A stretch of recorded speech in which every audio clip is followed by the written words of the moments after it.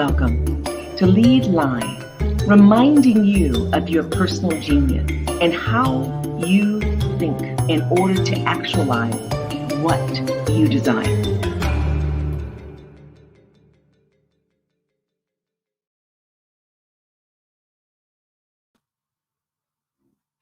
Hello, folks, individuals from across the planet. It's an honor to be here with you through this remarkable medium online using StreamYard. Lead Live is all about leadership excellence and achievement on demand. We firmly believe that everyone can be and benefits from being the chief executive officer of their life, the CEO of their life. And many of our leaders who we have invited to be guests on this Lead Live broadcast have illuminated some of the best of what we call leadership. And to say that we have one who's extraordinary in that regards and very humble is an understatement. Our title today, thanks to him, is Transposing Leadership in Different Environments, from the military to business to community to family. Now, I'm going to do something that I don't normally do. I'm going to share a great deal of information about this man, and you'll understand why by the end of this broadcast. He's Major General, a two-star general, James W. Monroe, born in Laurinburg, North Carolina, and upon graduation from West Virginia State University, where he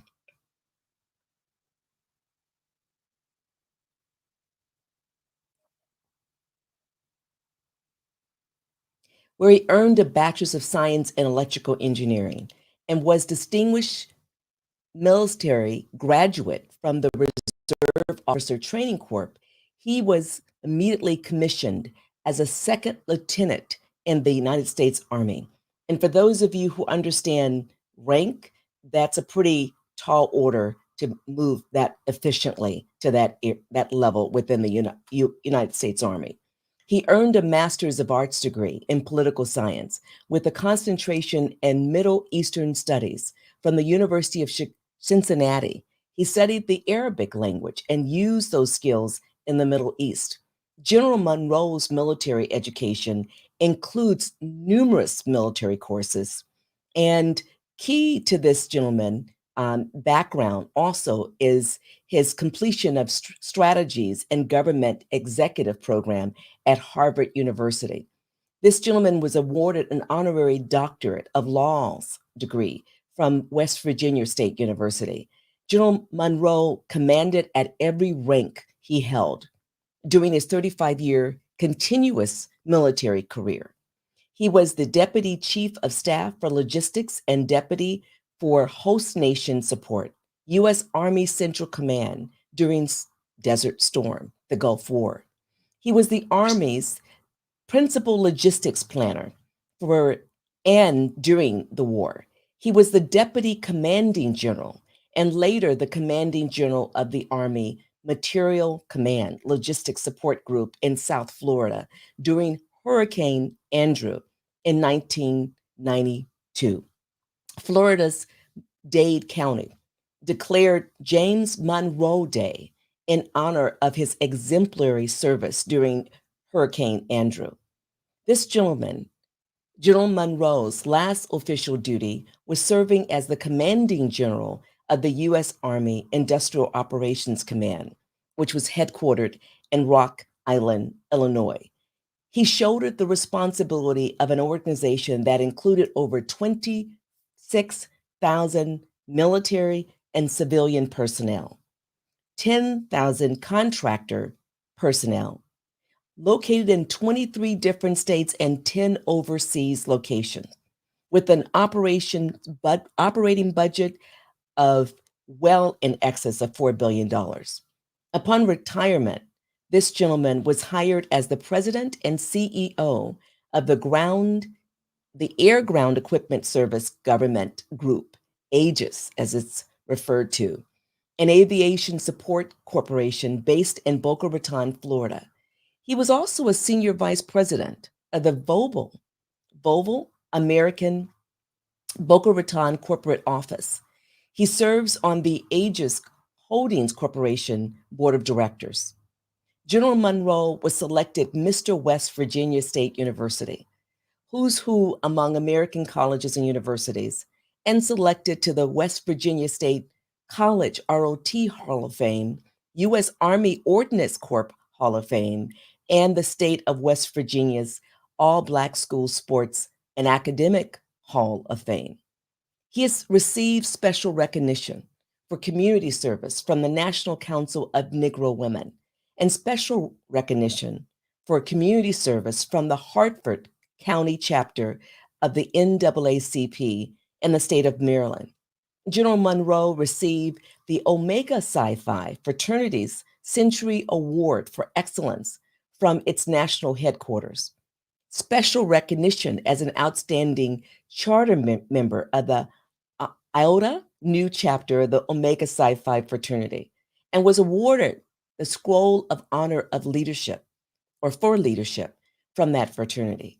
General Monroe has been included in the African American Biographies Hall of Fame. So much more. I can go on, including U.S. Army Distinguished Service Medal, the Legion of Merit, 4 awards, the Bronze Star Medal, the Defense Meritorious Service Medal, 5 distinct awards, and the Army Commendation Medal, the National Defense Service Medal, 2 awards, the Humanitarian Service Medal, the Southwest Asia Service Medal, the Army Service Ribbon, Overseas Service Ribbon, and the Kuwait Liberation Medal. Major General Monroe was married for 54 years to the former Charlene Williams until her death. They have 2 remarkable children, Danya, their daughter, who is a wealth management consultant in Las Vegas, Nevada, and Brian, their son, who transitioned last year in January. He was a professor of journalism at Temple University in Philadelphia, Pennsylvania. They also have 2 grandchildren, Shauna Monroe and Jackson Monroe.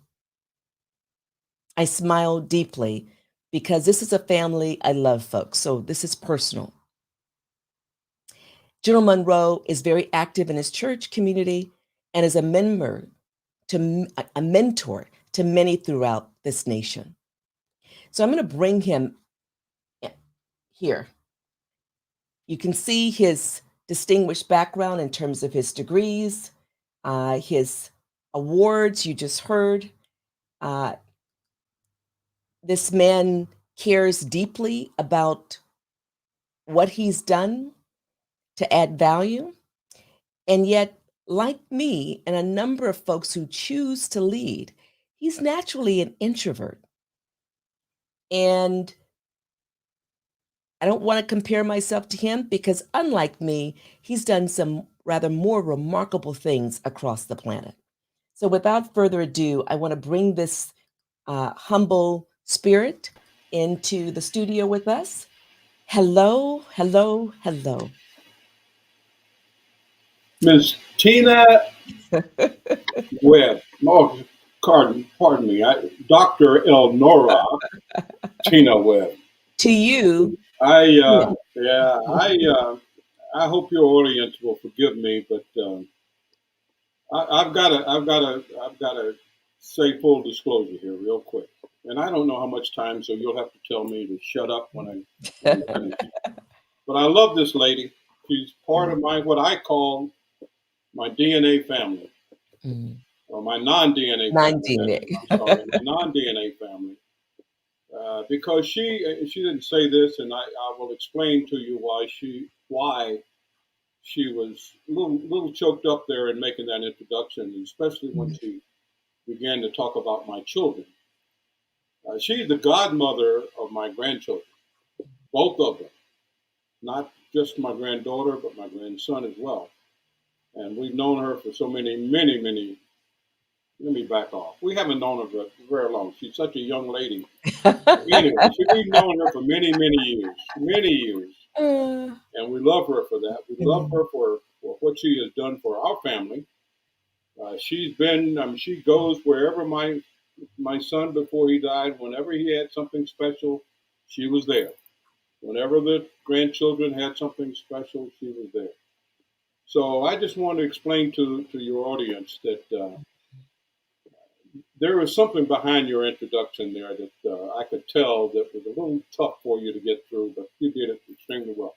Plus, it made me feel extremely old, and I'm exhausted over listening to all of that stuff. So thank well, you so much for having me here. I must say to you that you're taking a risk here today. So I know. you're going I to get know. what you got. You've been around me, so you know who I am. But I will do my very best to share my experiences in my life in the world of leadership with your audience the best that I possibly can. Well, I am so deeply appreciative that you chose to be here. You could have said, no, I'm busy. I have a great life. I get to just go off and golf. Get to go anywhere I want to go on the planet. I'm just hanging out. And yet you're spending this special time with us because you understand the importance of inspiring people because you're still doing it. You have folks you're mentoring all over the country even now, and I'm sure some of them are out of the country. And you understand the powerful impact of providing practical information. And you do that much better than a lot of folks, and definitely better than I. And so you've achieved a lot in your life. What drove you to be a leader? Well, the best answer I can give you is that I don't have a clue. I have no idea what caused me or chose me to become a leader because, quite frankly, in retrospect, I cannot ever remember telling myself that I'm going to be a leader. Hmm. Uh, I just don't remember anything like that occurring to me. And I suspect most effective leaders that happens to them. That really they don't plan to become a leader. Now we have a lot of people that we consider leaders that have been trained and want to be leaders and make up their mind that that's what they want to be. But that didn't happen to me at all. At all. As you explain what did happen, can you there's that ringing is happening again. So if you could just open up the computer and close Yeah. it. Okay. Okay. I hope Much uh, better, much better. Go ahead. is that any better? I lost your video for a second here, but Okay, it'll come much back. better. Okay, there we go. I've got your back. Mhm. Is that any better or? Much better. Okay, good. I'll just back away from it. But anyway, no, I can't remember any time making that decision. It's just something that occurred to me. In elementary school back in the 50s. I'm an old guy.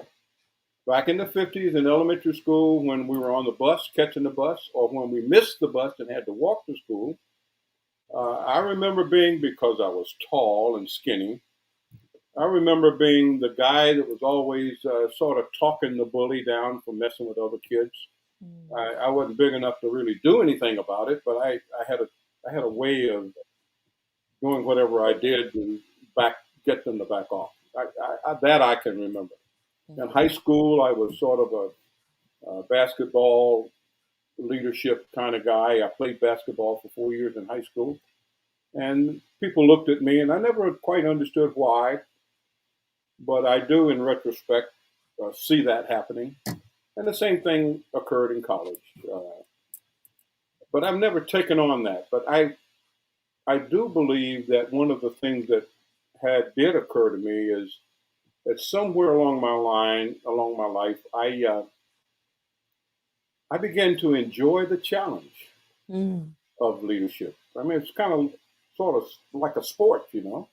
I Mhm. mean, can I do this? Can I take these people from point A to point B?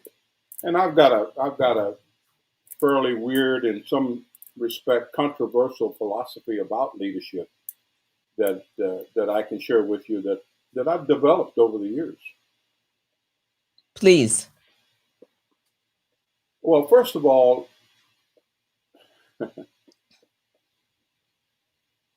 I'm a student of behavior, people's behavior. And when I say a student, I don't mean academically or intellectually, but through my growth, I have learned that there are certain things that influences people's behavior, and it's things that I've learned, and those things that I have learned, I also have discovered that it's based on a simple principle that Sigmund Freud even talked about in his writings and things that we've studied about him. And that is that people do what is in their best interest. People do, and this is Sigmund Freud talking, people do what makes them happy or what makes them sad or what makes them, they go from pain to pleasure. I think that was the term that he used. People's behavior is rooted on that. You and I do whatever we think will cause us some degree of pleasure. And I don't mean physical pleasure, but that we feel comfortable with. Am I fading out again? Oh, no, you're fine. I'm just taking notes. Go ahead. Yeah. So Freud talks about that, and in his writings, that people do what makes them feel good, and they also do what they fear that might cause them pain. And if you think about that, and all of this that I'm talking about, I didn't know when I was younger and growing to be a leader, but in retrospect, I've learned where it all comes from. I believe that is very, very true. So the pleasure and fear factor are so intertwined with leadership, is what you're saying. Not only intertwined, it is the basis of it, in my opinion. In my experiences, it is the basis of it. And if one can master that, if one can understand that, I have learned that if one can, in fact, be willing to discover that upon those that he or she chooses to lead, then it helps them to execute whatever they want to get executed. Let me go a little further with that.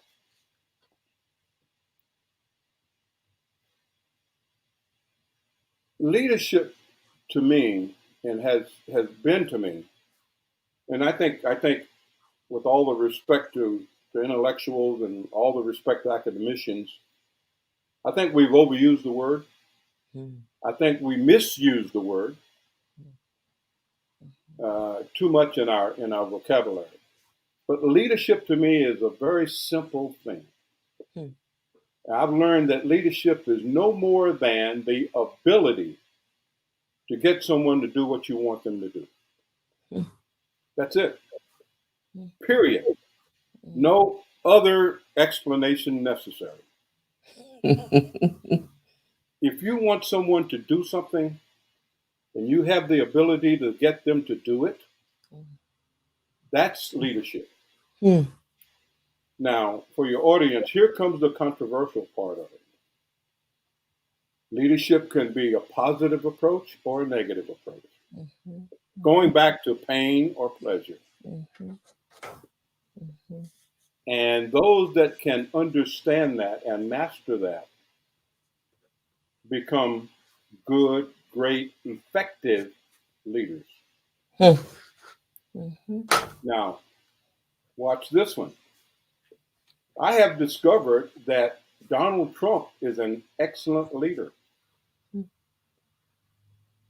One would not say he's a good leader. I say he is a good leader.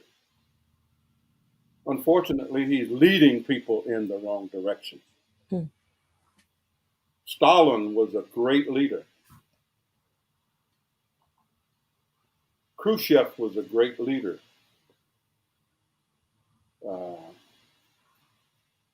I'm getting a blank on the German leader in the Holocaust. We don't need to use his name. We know who you're talking about. All of these guys were great leaders. Mussolini was a great leader. but they led people in terrible directions, terrible directions. But you have to give them credit because they had the ability to get people to do what they wanted them to do. And many times, especially in business, and I know your focus is on business and entrepreneurship, sometimes in business we fail to admit that or believe that. And we start using a lot of leadership tools and a lot of leadership skills and a lot of leadership sets and all of the buzzwords that we have created over the years. We try to use those and only to find out that they're really not working very well. But when I talk to entrepreneurs and when I talk to young people, and I talk to a lot of young people, I keep telling them to go back and think about what is it that you're trying to do as a CEO. We used to have an expression well, it wasn't an expression, it was a doctrine, it was a policy in the military that said, command, management, leadership. Officers in the Army had a responsibility to command, manage, or lead. And what I have learned is that the command portion of that in the military is simply a given authority by our government in the form of laws that says you have the authority to do certain things. That's all that is. You have an authority to do certain things. CEOs have an authority to do certain things, hire, fire, make policy, et cetera, et cetera, et cetera. So that's just one aspect of being in a position that one would like to call himself a CEO or a commander in the case of military. Management, I have learned, is simply managing things and time and resources, and what one would traditionally think of as stuff. Okay, and I've learned that and this happened to me when I transitioned from the military to the CEO, president of a corporation here in Boca Raton in Florida, is management. Everyone seems to think that management is all about what you do with your folks and your people. It's not. And my experience has taught me to stay away from that when you think it is. Because you could break people if you try to manage people. You can Amen. stunt creativity. You can undermine the capacity of why you hired them to begin with. If you're about managing people, you're 100%. And why we call our personnel management office that name, I have no idea. And that happened to me when I was the CEO here. And I changed it in my company. It was a personnel office, not personnel management, it's personnel office. And the third aspect of this command management is leadership. People can only be led. I've learned that, and it works. If you understand that when you talk about leadership, you're only talking about people. You can't lead financial reports. You can manage that. You can't lead the time that you have to do things. You can manage that. You can't lead the money or income that you bring in, the net worth or the gross profits that you bring, the gross revenue that you bring in. You can only manage that. But when it comes to the people that you have responsibility for, or that you want to do what you want them to do, then you've got to lead them. So something. President Eisenhower once said, excuse me, go ahead. President Eisenhower used to explain, and I'm not old enough to personally have known him, but we read about him and we've seen videos and so forth. he used to have a little technique that he explained to people, especially leaders. And that was he laid a piece of string on a table. And I don't know if you've seen this or not, but No. he laid a string on the table, just a little cotton string. And he said, if you get behind that string and push it, what happens? It crumbles up and goes in all different directions. But if you get in front of that string and Mm, pull it, mm, guess what will happen? It will follow you wherever you go. And that's where the word leadership comes from.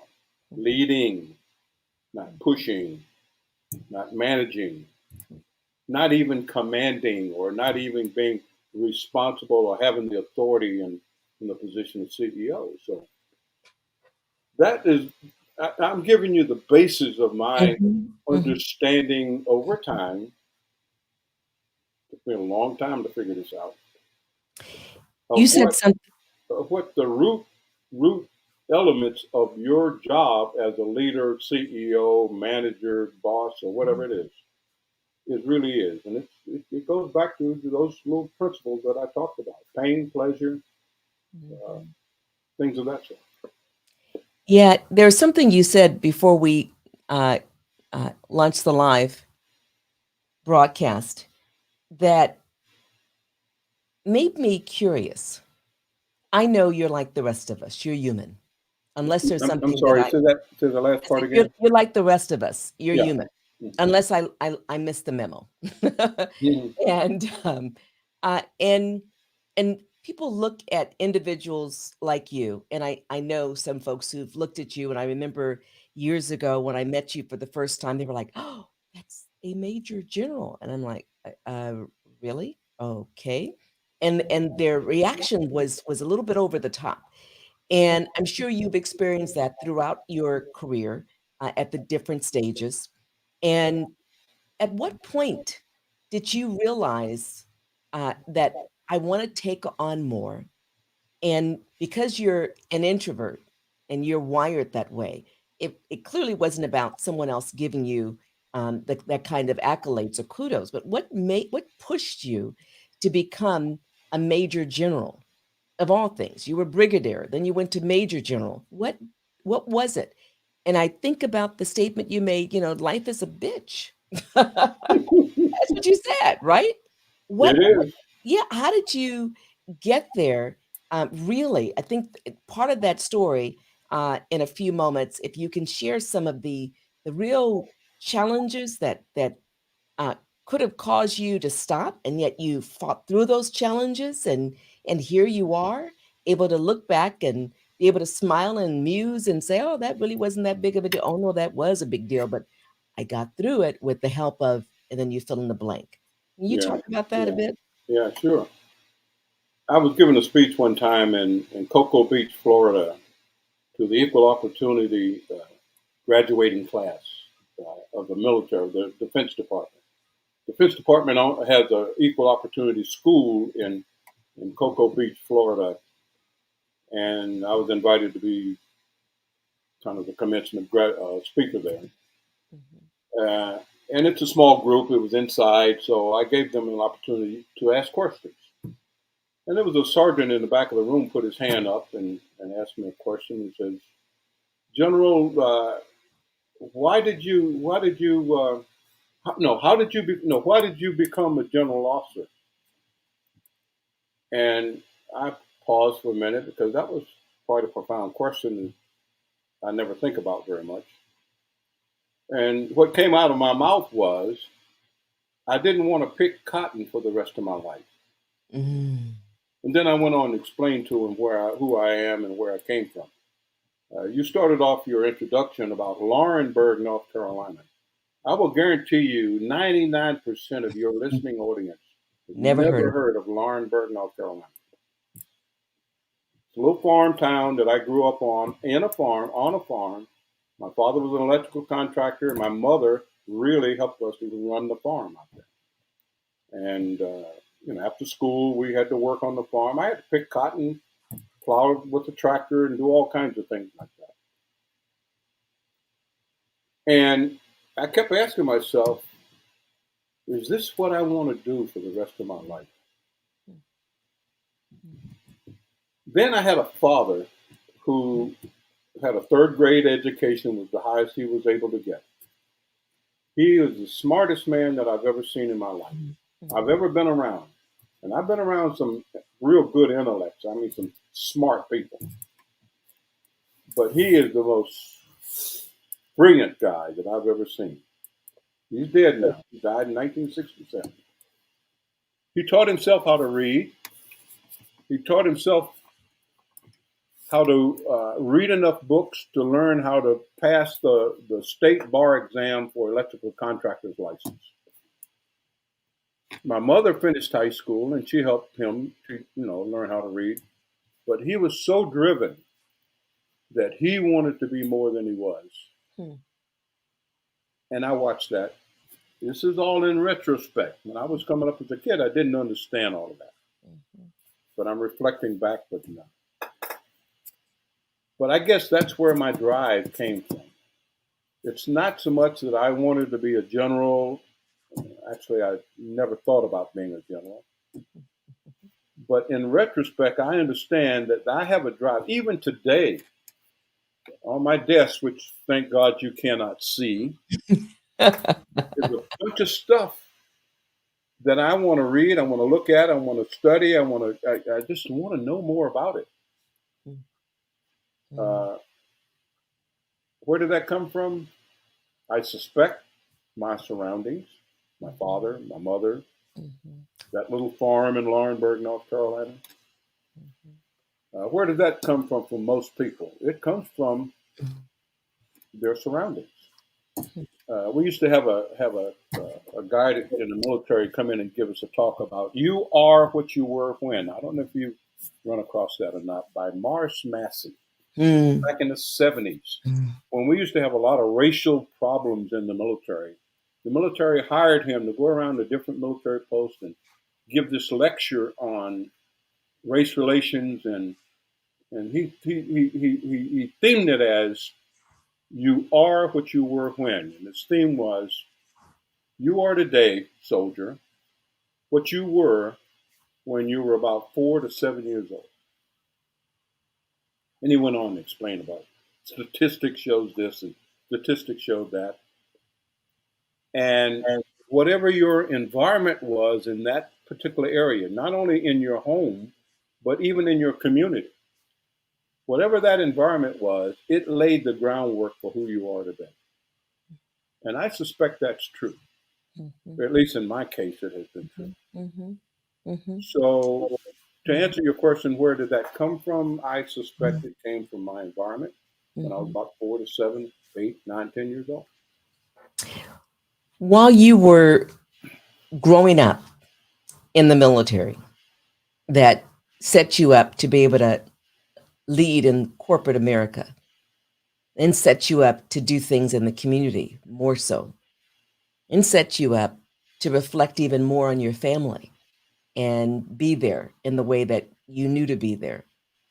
Were there individuals who mentored you, who coached you, who asked you key questions that were seminal, that caused your whole system to be in shock and to wake up to an opportunity or to an understanding of yourself? Or was there an insurmountable challenge you didn't think you'd be able to get through, and you broke through it, and all of a sudden you could see more clearly your capacity? Was there key moments, key individuals, in No key addition to your foundation from your dad and mom? no key moments. Mm, I cannot remember any key moments. wow. Really. Mhm, There were key individuals. mhm, And at that time, I came in the military when I was in 1963 was when I came into the military. I set that stage because you need to understand why I'm getting ready to say what I'm saying. mhm, In 1963, when I came in the military, uh, the only mentors that you could find were white mentors for me, and there were white mentors for me that came along, pulled me along, helped me, showed me inspired me, motivated me, again, because they felt pleasure in doing that. Mm. I'm also convinced that had they not felt that they were doing something good, they would not have done it. Mm. I mean, I'm a spiritual person. Mhm. I go to church and I learn a lot of things. Notice I didn't say I'm a religious person. I'm a spiritual person. Mhm. Mhm. But I haven't been convinced that people don't do things just out of the divine, you Mm. know, yeah, Mhm. things happen to us out of a divine way, but Mhm. we humans down here on earth, we look out for ourselves, Mm. no matter who we are Mm. and what we say about each other. So I believe these folks that did in fact help me and guide me along had an interest in it, and I Mhm. also believe that and also have found out that once that interest has waned or they retired or went away, that interest went away. Mm. Mm. Believe it or not. Mm. And Interesting.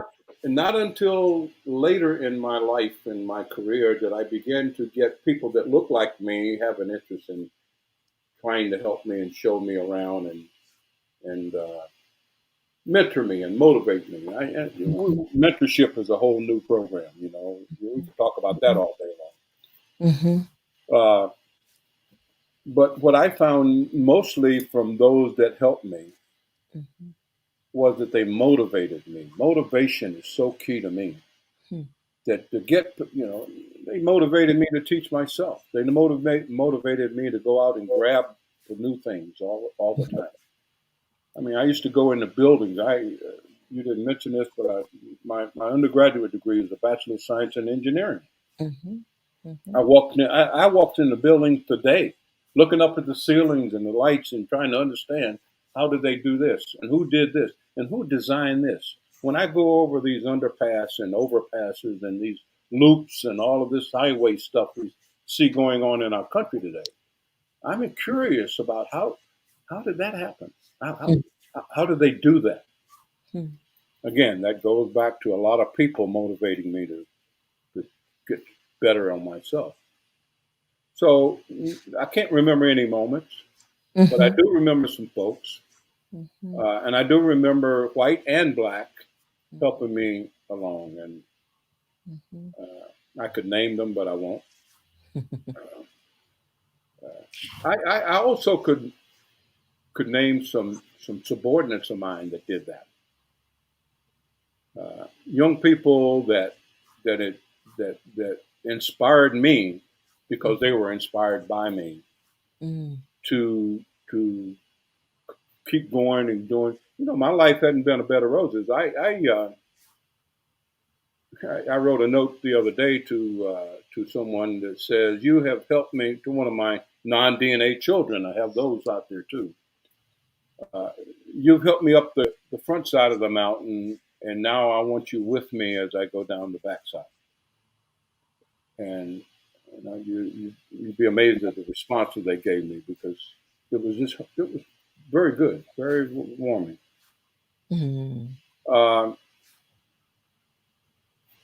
I Dr. Webb, I've just found that if you're willing to spend time with people, get to know who they are. I have a model in my mind that I've used, and I wish I would have sent it to you earlier to display it. But going back to leadership, it's all about you can visualize on a piece of paper. At the top of the paper, you have what we used to call a mission in the military. In civilian life, you call it the goals and objectives and gross revenues or whatever your objective is out there. On the top of that paper, you put that, draw a line. In the center of the paper, you put a little stick man or stick girl, and that's the leader. And underneath the stick man or stick girl is a big long line across the bottom and little short vertical lines underneath that long line that have people, people.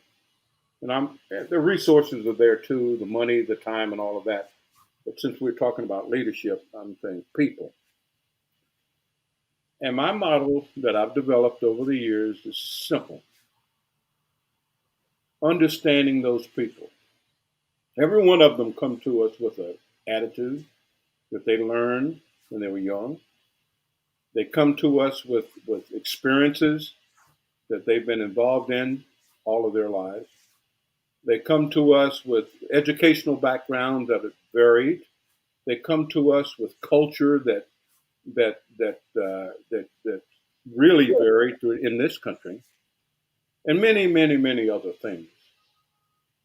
And what I have learned is that if I was willing to spend time with them and understand all of that, understand their culture and their attitudes and their backgrounds, and then move over to the next person and do the same, and the next person and do the same, and the next person and do the same. It is amazing what you can get done because they will do it themselves. Now, we in the military, we have a tendency, and it works, to help them with that by creating commonality among them, each one of those. Some businesses try to do that, and some businesses are better at it than others. And that commonality that we in the military do is, when you first come in the military, what's the first thing we do? We cut your hair close so you look like everybody else. We put you in a uniform that is the same thing throughout. Everybody else is wearing the same uniform. So we start taking those diverse attitudes, even though they always will be there, and we try to override them to the best that we can with commonalities among them. And when you're able to do that as a leader, and it takes time, and that's hard work. That is hard work. You can take people where you want to take them. And I found that to work. I really found it to work. I found it to work when I was transitioning out of the military into the commercial world. And we see it out here all over the place. Military police, police force, uniform. Private schools, uniforms. Those are just techniques you can use to help bring people together with diverse attitudes, cultural backgrounds, experiences, and rally around something common.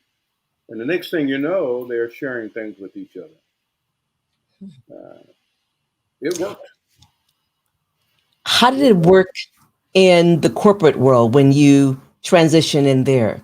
You definitely took some strategic measures. You changed the name of what should never be a management unit. You changed it to personnel.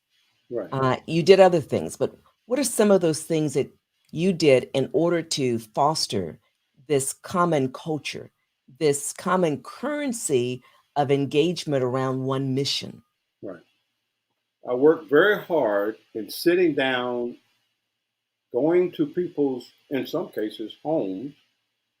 These are employees that work for me. Spend a lot of time sitting down with them, talking about their family and who they are and what they're all about.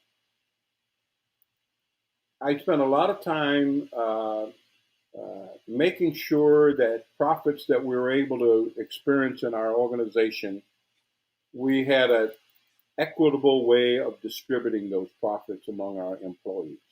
They knew I was serious about that, and they didn't know why I was doing it. The reason I was doing it was creating that commonality between them. But they felt that here's somebody that really understands that I need this. I really need this. We did a lot of weird things in our offices, and that signs and all of the tools and techniques that you can use. We had signs up that every day we put a certain sign up in a certain area. They had a saying that related to what we were doing, so everybody could read that. I came into that organization when the reason I was hired for that organization, and that's a long story, but I'll give it short. The reason I was hired for the organization, it was losing $10 million a year. and they've done it for the last 4 years, lost $10 million a year. And they needed somebody to come in and shake it up and change everything and get them back on the track and stop the bleeding. I did that in the first 18 months. And when I left there, we were making $5.5 million a year profits, sheer profits. When I first got there, the boss, my boss, the Volvo Aero boss, America guy, called me in his office and said, I shouldn't be saying this on publicly, but he had a problem. And the problem was that there was somebody in that organization that he put in there that needed to be fired. But he couldn't fire him himself because he was a friend. He was a very close friend. And that's how cooperation works, as you know, in many cases. Mm-hmm. Mm-hmm. But he knew that was a problem in the organization. Mm-hmm. And if that person was fired, then if I wanted to fire that person, I had full carte blanche check to do whatever I needed to do. And he would support me. Rather than me walking in and firing the person, what I did was, and this is just a technique, that's all it is. What I did was, first of all, I changed the staff meeting that we had every Monday morning from just the staff to all of the second and third level leaders in the organization came to this meeting. Our Monday morning meeting. I included more people in it. Mm-hmm. And in that meeting, I caused this person who was in charge of a certain area to brief me on what occurred the week before. And it got so embarrassing over the course of about 6 months. Him explaining what he'd done or didn't do, or how his area of the operation was not producing, got so embarrassing in front of all of these other 3 levels of people that he resigned. He just left. He retired. He didn't retire. He resigned. He left. I didn't fire him, but he left. And once he left, everybody else, all of a sudden, not everybody, but 90% of the leaders in my organization really began to, hey, I don't want to go through that. Pleasure or pain. Pleasure or pain. Pleasure or pain. That's just one technique. Salient example, a conscious decision to shift the culture, and culture matters, without a doubt, in practical ways, allowing people to show up and in a way where they get to see themselves. It's not someone blaming, it's they get to experience themselves and then do their own review of their performance, their contributions, or the inverse, and make decisions. That's powerful. There's much more we can talk about that, because I think years ago we talked about some examples, but it's invaluable, and it shifts the nature of the organization in a more organic way, and people see themselves as in a role of being accountable, as opposed to you being dictatorial, and that's not your wiring. You may understand those tendencies and know how to do that. Valuable example. Mm-hmm. I want to shift a little bit. Okay. At LEADLIVE, we're all about the 5 F's: faith, family, finance, fitness, and fun. And you've spoken about a number of those in very direct ways and indirect ways. Mm-hmm. I really want to touch on your faith and your family. And I want to start off by honoring you for choosing to be in relationship with someone I love deeply, and long before I even knew her, Charlene, and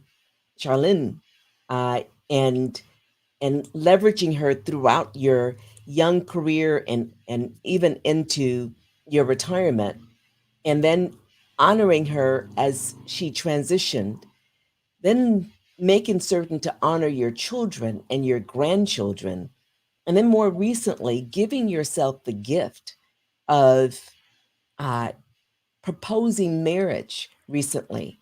I hope you don't mind me saying it here, to another awesome individual. I've had the chance to meet, I don't know her very well, but I want to get to know her very well, Dr. Joan Crawford.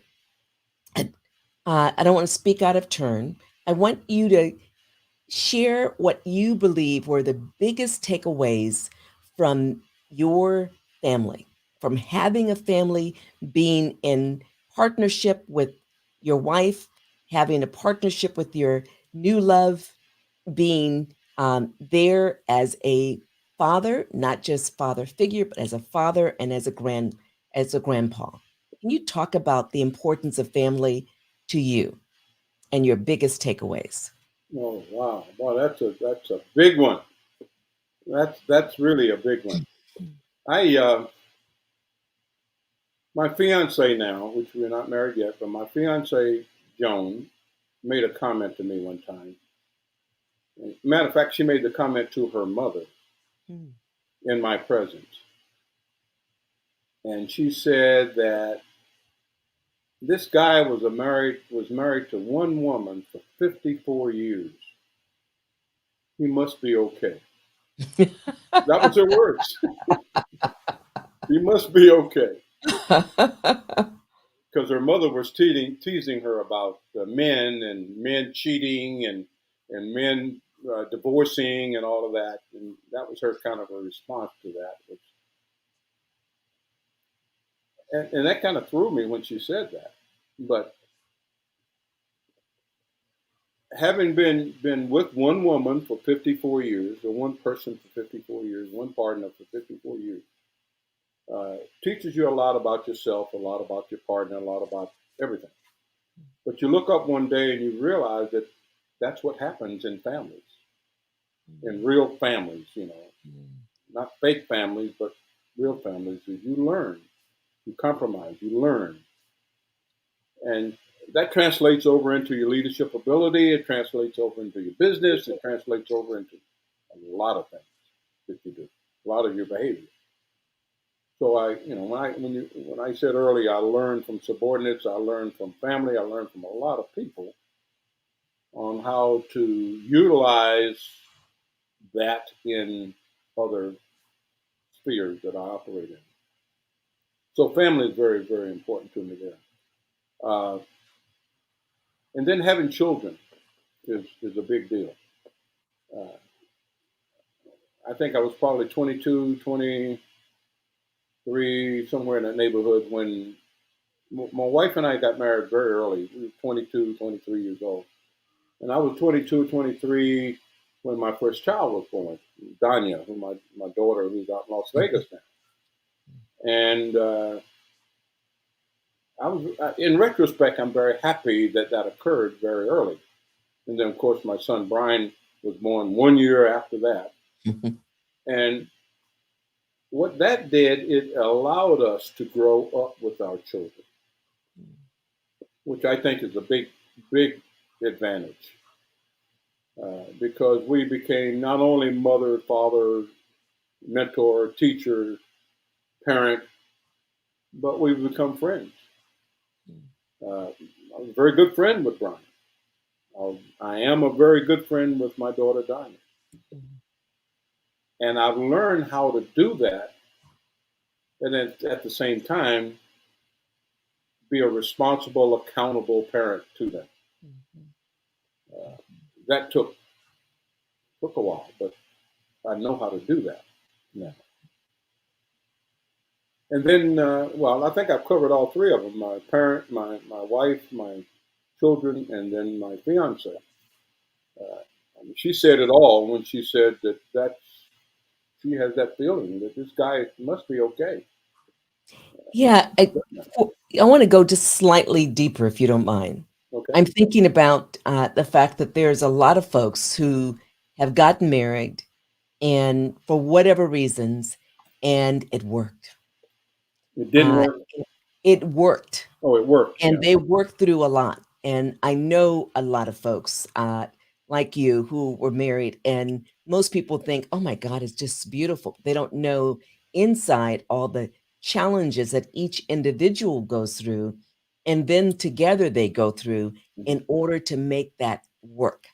And then I know folks who got married one year, they're divorced the following year because they didn't take the time to know each other, and they certainly didn't have the patience or wiring to work through what, in retrospect, some of them say were trivial matters. Yeah. In other respects, were very difficult matters. But Right.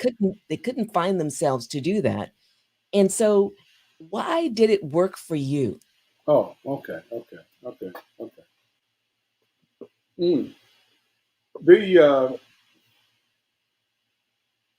first of all, you got to be lucky and make the right decision in the first place. That's number one.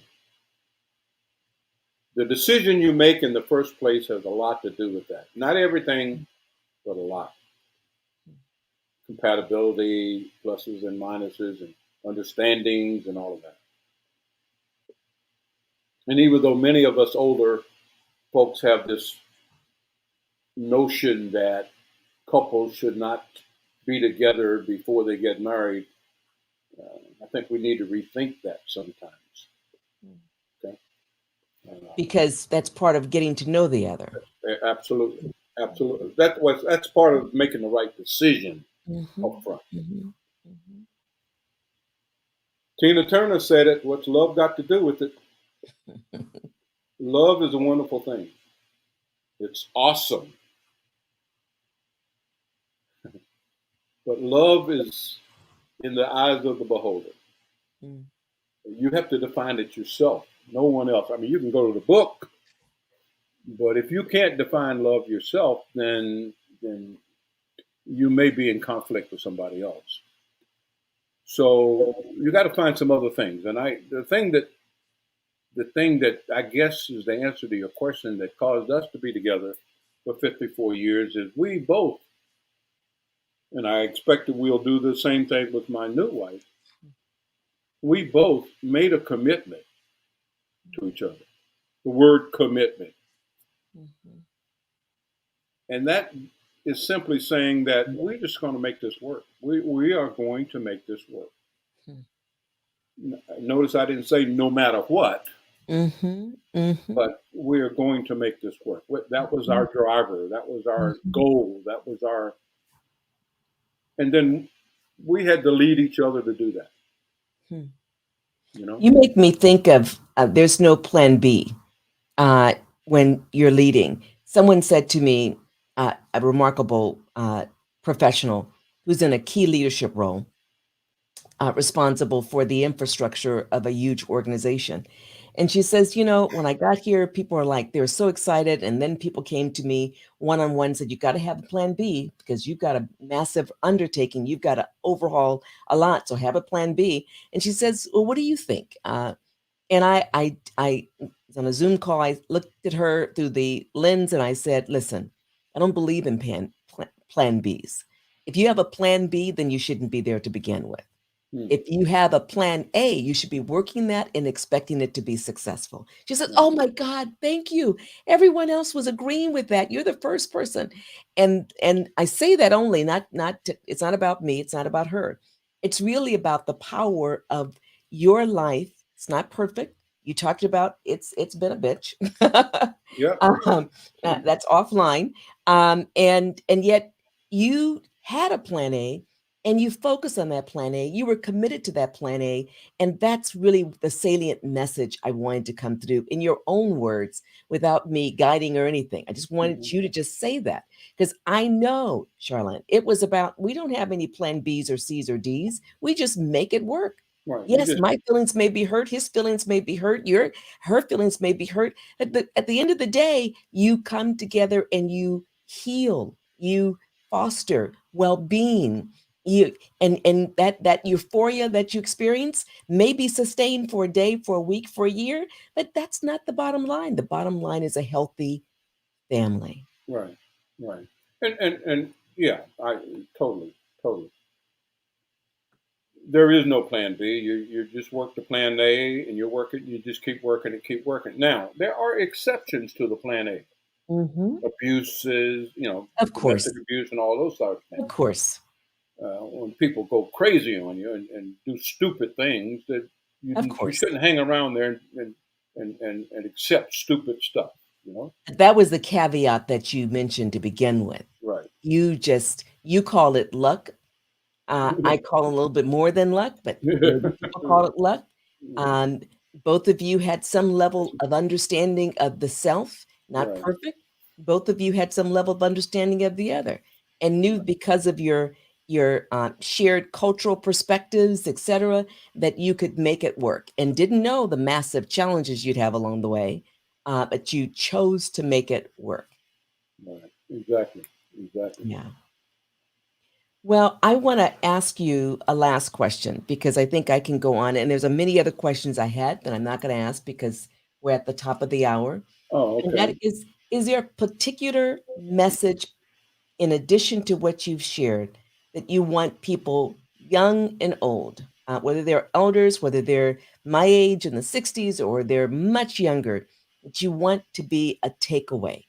Especially considering that you just reduced things down or elevated things up to the simple. You said, what is leadership? It is the ability to get people to do what you want them to do. Then you said, what Sure. drives people to be leaders, or to be able to lead people is to understanding that people are all about welcoming pleasure, whatever that means for them, and avoiding pain, whatever that means for them. So, what else would you like to share that is a major takeaway or a simple, elegant takeaway from your perspective? I think we talk too much. Mm. I told you you're going to get what you got. Okay. I love it. I think we talk too much and act too little. And We talk too much and act too little. yeah, Mm. I've got shelves full of books here on leadership, and I can study all of that and I can talk about that. But until I get out there in front of that string and carry myself in a manner that's going to pull you along with me, that's called action in my case. Doing, behavior, people seeing you, people understanding you, and you having the ability and the willingness to understand them. Mm. Until that happens, leadership doesn't exist. You're just out there flailing around Mm. and calling yourself a leader, Mm. and people are laughing at you. How many companies have we been involved in? And I've seen many of them that the employees are laughing at them, at the leaders. Mhm. I mean, Yep. behind doors and all of that. They don't do it in front of their face because they need a job. But what a jerk. How often have we heard that? Mhm. So until we're willing to put the time and effort in and the knowledge and get smart and study and listen to people, I still think we talk too much. But we have to listen to people if we haven't had the experience. But my point there is that we've got to put our behavior in front of the string. Mm. Hmm. And I will guarantee you life will be so much better Mm. for for leaders, for Mm. CEOs that want to increase their gross revenues and profits, Mhm. for church leaders, for community leaders, for 501c3 leaders, anyone that has a vision out there that they want to go after Mhm. and can't do it by themselves. Entrepreneurs can't do things by themselves until they're willing to do. Until they're willing to put themselves and their behavior, not their talk, the behavior in front of the string and say, let's go, it's not going to happen. And we've got a lot of tools out there, a lot of techniques, a lot of skills that a lot of people are helping us with. Don't get too focused on the skills. Get back to what it really takes to get people to move from point A to point B, and things will be just fine. And oh, by the way, in that process, you got to have some fun. You gotta laugh about it, mostly about yourself. You gotta laugh about it. You can't take yourself serious. If you do, no one else will. So have fun in the process. I get I used to get a question. General, are you still having fun in the military? Or Mr. Monroe, are you still having fun in the organization? And there got to a point when I got ready to leave and retire. I used to say, I'm no longer having fun, but I still enjoy what I'm doing. Mm. And there is a difference. Mm-hmm. There is a difference. Mm-hmm. And I've enjoyed everything that I've done in the military for 35 years and in my uh, corporate world about 3.5 years. And I really enjoy my retirement life. I love it. With And the golfing I and the love my family. camaraderie. I love my family, and I love my non-DNA family, and I love my non-DNA children. And God has been so good to me that I'm overwhelmed. Well, I am honored to be part of your non-DNA family. I am deeply appreciative of the way you move through life. Because quite frankly, if I never met you, and I'm so pleased that that's not the case, but if I had never met you, I would feel the leadership, the honorable leadership that you choose to share. And so, with that, I want to thank you so much for being here and choosing to continue to make a difference in many people's lives. Most of us will never learn about, but those folks who are touched, they're forever touched. Well, So, thank you so much for having me, and I am so proud of what you are doing because I know why you're doing it. I thank you for what you're doing because you're touching many lives out there that needs to be touched. So continue. Thank you for having me. my honor and much love. I'll talk with you soon. Okay. Okay. God bless you.